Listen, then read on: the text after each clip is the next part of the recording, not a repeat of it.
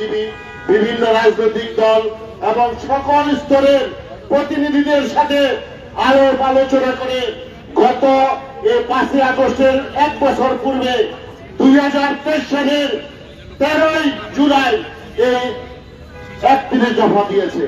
31 দফা কেন দিয়েছে? তারেক রহমান দেখেছে যে বাংলাদেশ আর সেই বাংলাদেশ নাই, মানুষের ভোটের অধিকার নাই, ভাতের অধিকার নাই। সুতরাং এগুলো ফিরিয়ে আনতে হলে এই 31 দফা অত্যন্ত প্রয়োজন।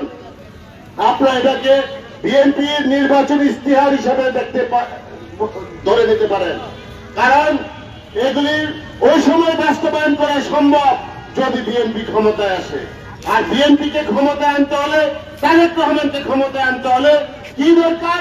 এদেশে একটি সুষ্ঠু সুন্দর নির্বাচন দরকার। এবং সুষ্ঠু সুন্দর নির্বাচন করতে হলে কি দরকার? একটি নিরপেক্ষ সরকার দরকার এবং একটি অত্যন্ত জনবান্ধব নিরপেক্ষ প্রশাসন দরকার। সেটা করার জন্যই আজকে অন্তর্বর্তীকালীন সরকার এসেছে।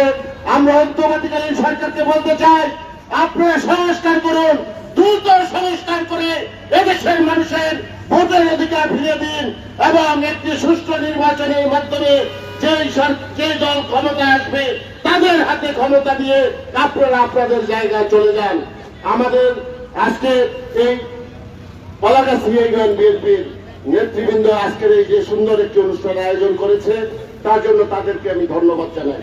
আমি ধন্যবাদ জানাই শাহানুল মুকুলকে, ধন্যবাদ জানাই আমাদের নজরুল ইসলামকে, ধন্যবাদ জানাই হুমায়ুন কবির সাহেবকে, ধন্যবাদ জানাই মহিউদ্দিন শিশিরকে, ধন্যবাদ জানাই দিন ইসলামকে, ধন্যবাদ জানাই মোশাররফ হোসেনকে, ধন্যবাদ জানাই সজীব খন্দকারকে, ধন্যবাদ জানাই এই কলাগাছি ইউনিয়নের বিএনপি, ছাত্রদল, যুবদল সহ অন্যান্য অঙ্গ সংগঠনকে।